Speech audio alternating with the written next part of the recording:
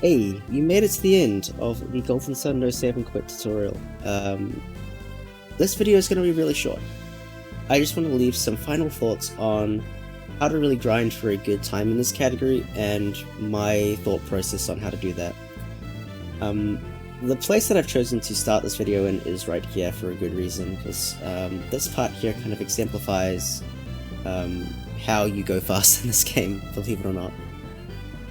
Let's start at the beginning. The first thing is that most time loss in a speedrun is going to come from how quickly you can do a menu.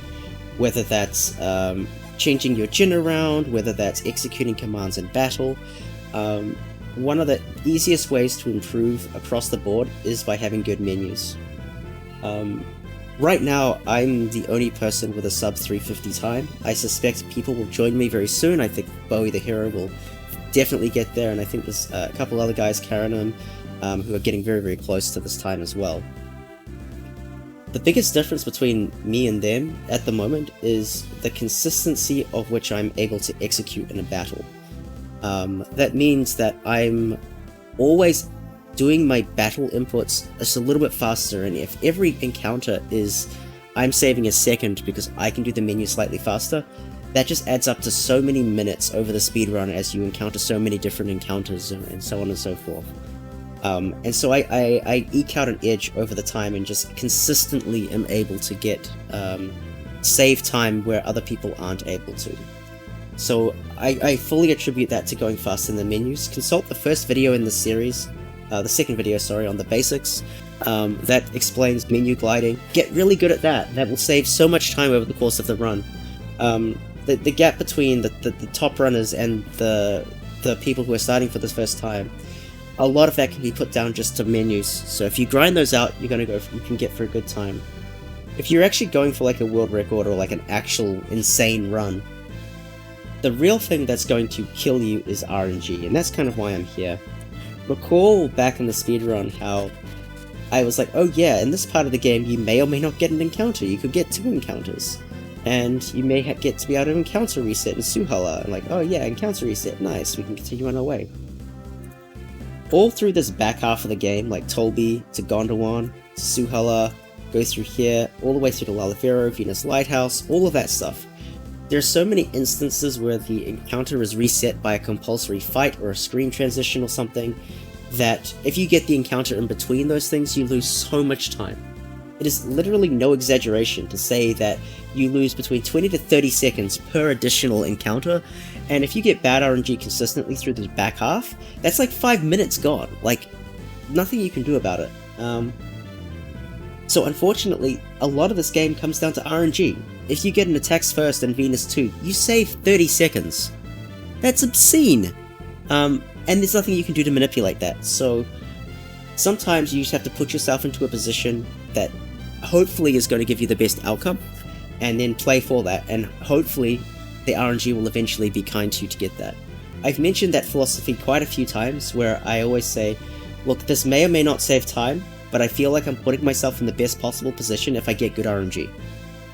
So I try to do that as much as possible. So keep in mind that even if you play super well and you execute to the highest level, sometimes the RNG will just say no. But that said, I think if you have excellent menus and excellent decision making, regardless of RNG, provided it's not like Kraken level run killing, getting sub 4 is achievable. So it's really only if you're trying to grind for that sub 350 or god forbid sub 340 that you need good RNG across the board. Keep in mind also that there's a lot of RNG on Stardust Miladi Fusion Dragon.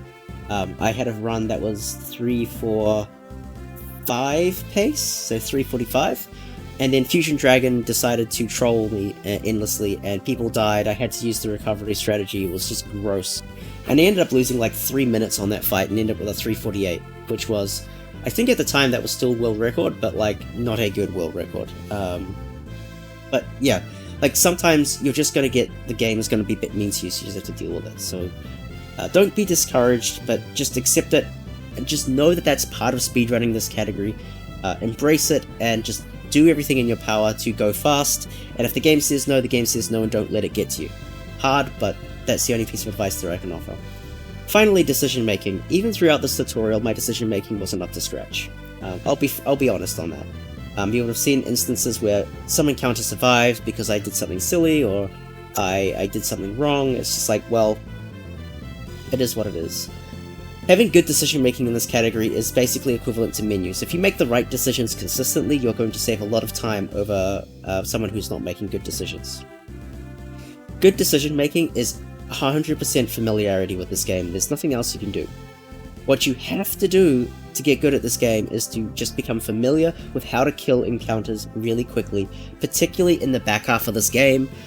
All the RNG and stuff is in the back half of this game. Before the back half of this game, it's relatively straightforward because it's like, oh, I'm going to use Procny and a Synergy. Yay! But especially Tolby onwards, making the right decision can save tons of time. Remember, the difference between a Judgment and a Thor is 2 seconds, so if you can use a Judgment and you've used a Thor instead, you just wasted time. So keep that in mind as well. You just have to get really super fluent in immediately identifying what the encounter is, how to kill it, and then basically do it without hesitation. Sometimes, though, I will say, doing the wrong strategy without hesitation is better than doing the right strategy with hesitation. So keep that in mind. If you know in your heart that an encounter should be cleared in a certain way, commit to it. If it works, then great. If it didn't work, well, it was probably better than consulting the notes and finding out what exactly was the right way to clear that fight. So just keep that in mind as well. But yeah, that to me is the main way to go fast in this run. I think all of the boss fights, you just gotta learn those. Those are mostly just optimization. Those are all pretty optimized already, so there's not much room to be improved on there. It really is just menus, RNG, decision making, and time investment. But yeah, that's really all I have to say about the speedrun. I hope you enjoyed this series. I hope that you get a good time. Please submit to the leaderboards. I'm very happy to see new runs on the leaderboards.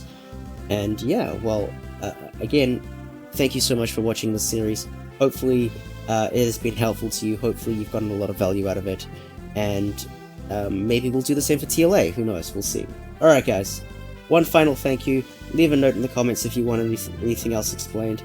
And otherwise, we'll see you in the next tutorial series. How cool is that? Alright guys, bye bye.